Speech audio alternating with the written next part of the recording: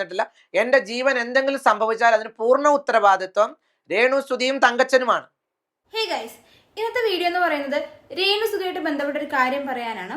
നമ്മുടെ വീഡിയോയുടെ തുടക്കത്തിൽ കണ്ട വ്യക്തിനെ എല്ലാവർക്കും അറിയാമെന്ന് വിചാരിക്കുന്നു.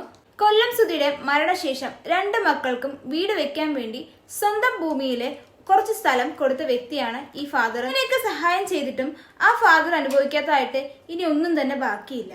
സ്വന്തം ജീവൻ പോലും ഭീഷണിയിലാണ് എന്നാണ് അദ്ദേഹം പറയുന്നത്. ഇത്രയും രേണുവിനെ സഹായിച്ചൊരു വ്യക്തി ഇപ്പൊ രേണു കാരണം തന്നെ ഇപ്പൊ കഷ്ടപ്പെട്ടുകൊണ്ടിരിക്കുകയാണ്. ഒരാളെ ഹെൽപ്പ് ചെയ്യാൻ നോക്കിയിട്ട് തിരിച്ചു കിട്ടിയത് നല്ല 8ന്റെ പണി എന്നൊക്കെ പറയില്ലേ, അതാണ് ഇപ്പൊ നടന്നതും.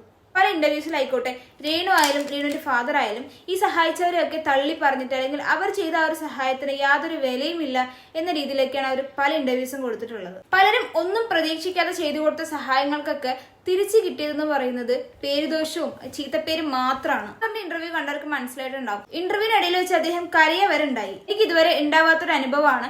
കുറെ നേരം ഒരു വണ്ടി കിടന്ന് ചുറ്റുന്നുണ്ടായിരുന്നു. അതിനുശേഷം ഫാദറിന്റെ അടുത്ത് വന്നിട്ട് ഞാൻ കണ്ടോളാം എന്ന രീതിക്ക് പറഞ്ഞിട്ടാണ് പോയെന്ന് ഫാദർ പറയുന്നുണ്ട്. രേണുസുതി ബിഗ് ബോസിൽ പോയി കഴിഞ്ഞ ശേഷമാണ് ഇങ്ങനത്തെ ഒരു ഇൻസിഡന്റ് അവിടെ നടന്നിരിക്കുന്നത്. ഇത് ഉറപ്പായും രേണുസുതിന്റെ PR വർക്കേഴ്സ് ആണെന്നാണ് അച്ഛൻ പറയുന്നത്. അദ്ദേഹം പറഞ്ഞൊരു കാര്യമാണ്, എന്റെ ജീവനിൽ എന്തെങ്കിലും സംഭവിക്കുകയാണെന്നുണ്ടെങ്കിൽ അതിന്റെ പൂർണ്ണ ഉത്തരവാദിത്വം രേണുവിന്റെ അച്ഛനായ തങ്കച്ചനാണോന്നാണ്. ഇതിന്റെയൊക്കെ പുറകിൽ രേണു ആണോന്ന് അറിയില്ല. അദ്ദേഹത്തിന്റെ ഒരു സംശയമാണ്. അദ്ദേഹം ഉറപ്പിച്ച് പറയുന്നുണ്ട് ഇത് രേണുവിന്റെ PR വർക്കേഴ്സ് ആണ്, അല്ലെങ്കിൽ ഇത് രേണുവുമായി ബന്ധപ്പെട്ട ആരൊക്കെയാണ് ചെയ്യുന്നതെന്നുള്ള രീതിക്ക് അദ്ദേഹം ഉറപ്പിച്ച് പറയുന്നതുണ്ട്. എന്താ ഇവിടെ നടന്നുകൊണ്ടിരിക്കുന്നത്? ഇന്നത്തെ കാലത്തും ഒരു നല്ലത് ചെയ്യുന്നത് തെറ്റാണോ? അല്ലെങ്കിൽ നല്ലത് ചെയ്താൽ ഇങ്ങനെ ഭീഷണി കാര്യങ്ങളൊക്കെയാണോ പ്രതിഫലമായിട്ട് കിട്ടുക? നമ്മളെ ആരെങ്കിലും സഹായിച്ചാൽ അവരോട് നന്ദി പറഞ്ഞില്ലെങ്കിലും കുഴപ്പമില്ല. ഇതുപോലെ അവരെ ദ്രോഹിക്കാതിരിക്കുക, വേദനിപ്പിക്കാതിരിക്കുക, അവരുടെ കണ്ണിൽ നിന്ന് കണ്ണീര് വീഴ്ത്താതിരിക്കുക.